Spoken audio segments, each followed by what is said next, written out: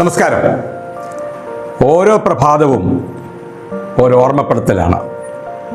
പുതിയ അറിവുകൾ നേടി വ്യത്യസ്തമാകുവാൻ നമുക്ക് ലഭിക്കുന്ന മറ്റൊരവസരമാണ് ഓരോ പ്രഭാതങ്ങളും.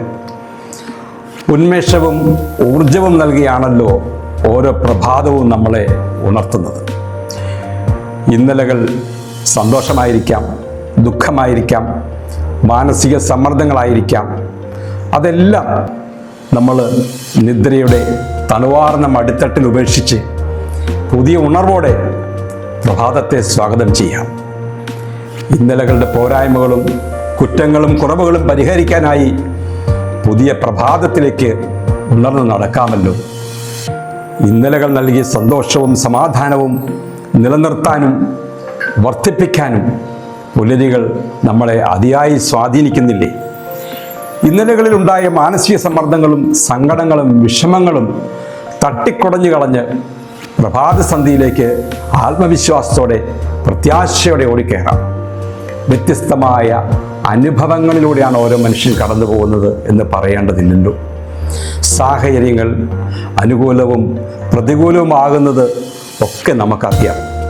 പ്രതികൂല സാഹചര്യങ്ങളെ അതിജീവിക്കുന്നതിന് നല്ല സാമർഥ്യവും ബുദ്ധിയും ഉണ്ടാവണം. സാമർഥ്യവും ബുദ്ധിയും വേണ്ട രീതിയിൽ പ്രയോഗിച്ചാൽ പ്രതികൂല സാഹചര്യങ്ങളെ അനുകൂലമാക്കാൻ സാധിക്കില്ലേ? ഓരോ അനുഭവങ്ങളും പുതിയ പുതിയ പാഠഭാഗങ്ങളാണ്, പുതിയ അധ്യായങ്ങളാണ്. നമുക്ക് ലഭിക്കുന്ന ഹോംവർക്കാണ് അതാത് ദിവസത്തെ അനുഭവങ്ങൾ.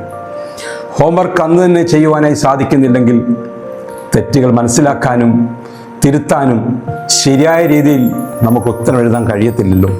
കൃത്യമായി ഹോംവർക്ക് ചെയ്തു കഴിഞ്ഞാൽ സുഖമായി ഉറങ്ങാം. പുതിയ അറിവുകൾ നേടി വ്യത്യസ്തരാകുവാൻ കിട്ടുന്ന മറ്റൊരവസരമാണ് ഓരോ പ്രഭാതങ്ങളും എന്ന് ഓർമ്മപ്പെടുത്തുവാനാണ് നമ്മളെ പുലരി നമ്മളെ വിളിച്ചുണർത്തുന്നത് എന്ന കാര്യം മറക്കാതിരിക്കുക. ശുഭദിനം.